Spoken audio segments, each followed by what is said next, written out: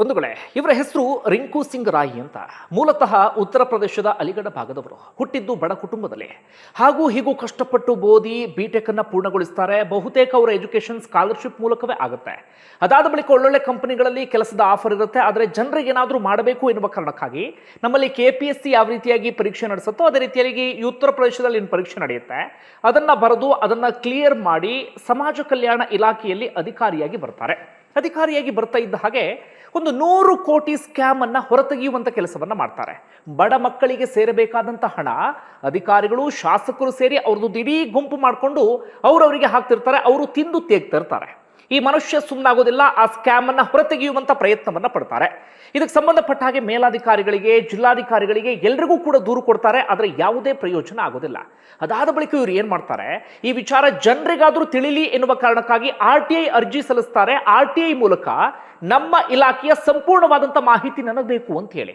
ಆದ್ರೆ 6 ತಿಂಗಳಾಯ್ತು, 1 ವರ್ಷ ಆಯ್ತು, 1.5 ವರ್ಷ ಆಯ್ತು, ಯಾವುದೇ ಮಾಹಿತಿಯೂ ಕೂಡ ಹೊರಬರೋದಿಲ್ಲ. ಹಾಗೆ ಇವ್ರು ಏನ್ ಮಾಡ್ತಾರೆ, ತಮ್ಮ ಹೋರಾಟವನ್ನ ಇನ್ನಷ್ಟು ತೀವ್ರಗೊಳಿಸ್ತಾರೆ. ಅದಕ್ಕೆ ಸಿಕ್ಕಂತ ಪ್ರತಿಫಲ ಏನು ಗೊತ್ತಾ, ಇವರ ಮೇಲೆ 7 ಸುತ್ತು ಗುಂಡಿನ ದಾಳಿ ಆಗತ್ತೆ. ಇವರ ಮುಖಕ್ಕೆ 2 ಗುಂಡು ತಗಲುತ್ತೆ. ಇವರ ಮುಖದ ಶೇಪ್ ಸಂಪೂರ್ಣ ಚೇಂಜ್ ಆಗುತ್ತೆ. ಕಣ್ಣು ಹೋಗುತ್ತೆ, ಕಿವಿ ಹೋಗುತ್ತೆ. ಸಾಕಷ್ಟು ದಿನಗಳ ಕಾಲ ಆಸ್ಪತ್ರೆಯಲ್ಲಿ ಕಾಲ ಕಳೀತಾರೆ. ಆಸ್ಪತ್ರೆಗೆ ಚಿಕಿತ್ಸೆಗೆ ದುಡ್ಡು ಕೊಡೋದಕ್ಕೂ ಕೂಡ ಒದ್ದಾಡ್ತಾರೆ. ಯಾಕಂದ್ರೆ ಲಂಚ ಪಡಿತಾ ಇರಲಿಲ್ಲ. ಸಂಬಳದಲ್ಲಿ ಜೀವನ ನಡೆಸ್ತಿದ್ದಂತ ಅಧಿಕಾರಿ, ಸರ್ಕಾರವೂ ಕೂಡ ಇವರು ಸಹಾಯಕ್ಕೆ ಬರೋದಿಲ್ಲ. ಹಾಗೂ ಹೀಗೂ ಸಾವನ್ನ ಗೆದ್ದು ಮತ್ತೊಮ್ಮೆ ಅಧಿಕಾರಕ್ಕೆ ಬರ್ತಾರೆ. ಮತ್ತೆ ಬಂದ ತಕ್ಷಣ ಮತ್ತೊಮ್ಮೆ ಹೋರಾಟವನ್ನು ತೀವ್ರಗೊಳಿಸ್ತಾರೆ. ಕೊನೆಗೆ ಏನ್ ಮಾಡ್ತಾರೆ ಅಂದ್ರೆ, ಒಮ್ಮೆ ಲಕ್ನೋದಲ್ಲಿ ಉಪವಾಸ ಸತ್ಯಾಗ್ರಹ ಕೂತ್ಕೊಳ್ತಾರೆ. ಆಗ ಅರವಿಂದ್ ಕೇಜ್ರಿವಾಲ್ ಸೇರಿದಂತೆ ಒಂದಷ್ಟು ಮಂದಿ ಮಾತ್ರ ಇವರ ಬೆಂಬಲಕ್ಕೆ ಬರ್ತಾರೆ. ಉಪವಾಸ ಸತ್ಯಾಗ್ರಹ ಕೂತ್ಕೊಳ್ತಾರೆ.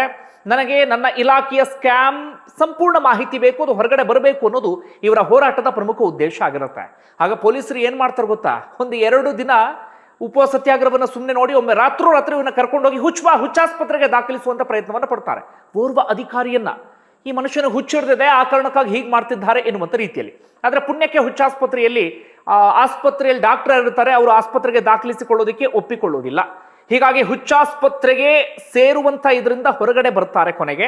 ಅದಾದ ಬಳಿಕವೂ ಕೂಡ ತಮ್ಮ ಹೋರಾಟವನ್ನ ತೀವ್ರಗೊಳಿಸ್ತಾ ಹೋಗ್ತಾರೆ. ಆದ್ರೆ ಇವರ ವಿರುದ್ಧವೇ ಪದೇ ಕೇಸ್ ಹಾಕೋದು, FIR ಹಾಕೋದು, ಇಂಥದ್ದೆಲ್ಲವೂ ಕೂಡ ಆಯ್ತು. ಅದಾದ ಬಳಿಕ ಹೇಗೋ ಮಾಡಿ ಇವರನ್ನ ಅಲ್ಲಿಂದ ಟ್ರಾನ್ಸ್ಫರ್ ಕೂಡ ಮಾಡಿಬಿಡ್ತಾರೆ. ಅದಾದ ಬಳಿಕ ಇವ್ರಿಗೆ ಅನ್ಸುತ್ತೆ, ನಾನೇ ಇನ್ನೊಂದು ಹೆಜ್ಜೆ ಮೇಲೆ ಹೋದ್ರೆ ಏನಾದ್ರೂ ಮಾಡಬಹುದಲ್ಲ ಅಂತ ಹೇಳಿ. ಹೀಗಾಗಿ UPSC ಕ್ಲಿಯರ್ ಮಾಡಿ ಈ ವ್ಯಕ್ತಿ IAS ಅಧಿಕಾರಿಯಾಗಿ ಹೊರಹೊಮ್ಮುತ್ತಾರೆ.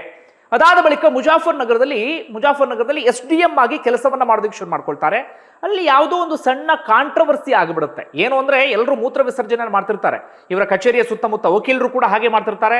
ಆಗ ವಕೀಲರಿಗೆ ಇವರು ಏನೋ ಹೇಳೋದಕ್ಕೆ ಹೋಗ್ತಾರೆ. ಆಗ ವಕೀಲರು ಇವ್ರ ವಿರುದ್ಧ ಪ್ರತಿಭಟನೆ ಮಾಡ್ಬಿಡ್ತಾರೆ. ಹಾಗೆ ಇವ್ರು ಏನ್ ಮಾಡ್ಬಿಡ್ತಾರೆ ಅಂದ್ರೆ, ನನಗೊಂದು ಮೂತ್ರ ವಿಸರ್ಜನೆ ಮಾಡೋದನ್ನು ನಿಲ್ಲಿಸಕ್ಕಾಗ್ತಿಲ್ವಲ್ಲ, ನಾನೆಂತ ಅಸಮರ್ಥ ಅಂತ ಹೇಳಿ ವಕೀಲರ ಮುಂದೆಯೇ ಬಸ್ಕಿ ಹೊಡೆದು ಬಿಡ್ತಾರೆ. ಒಂದು ರೀತಿಯಲ್ಲಿ ಅವ್ರನ್ನ ವ್ಯಂಗ್ಯ ಮಾಡುವ ರೀತಿಯಲ್ಲಿ.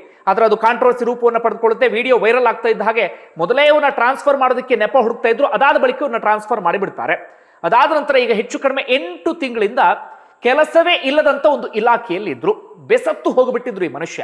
ಸದಾಕಾಲ ಕೆಲಸ, ಭ್ರಷ್ಟಾಚಾರದ ವಿರುದ್ಧ ಹೋರಾಟವನ್ನ ಮಾಡ್ಕೊಂಡು ಬಂದಿದ್ದಂಥವರು ಒಂದು ಪ್ರಯೋಜನ ಇಲ್ಲದಂತ ಇಲಾಖೆಯಲ್ಲಿದ್ದಾಗ ಇವರಿಗೆ ಸಿಕ್ಕಾಪಟ್ಟೆ ಹರ್ಟ್ ಆಗ್ಬಿಡ್ತು. ಹಾಗಾಗಿ ಇದೀಗ ತಮ್ಮ ಹುದ್ದೆಗೆ ರಾಜೀನಾಮೆಯನ್ನ ಕೊಟ್ಟಿದ್ದಾರೆ. ಓರ್ವ ಪ್ರಾಮಾಣಿಕ ಅಧಿಕಾರಿಯನ್ನ ಉಳಿಸ್ಕೊಳ್ಳೋದಿಕ್ಕೆ ನಮ್ಮ ಈ ದರಿದ್ರ ವ್ಯವಸ್ಥೆಗೆ ಸಾಧ್ಯ ಆಗಿಲ್ಲ. ನೋಡಿ, ಇಂತಹ ವ್ಯವಸ್ಥೆಯಲ್ಲಿ ನೀವೆಲ್ಲರೂ ಕೂಡ ಬದುಕ್ತಾ ಇದ್ದೇವೆ.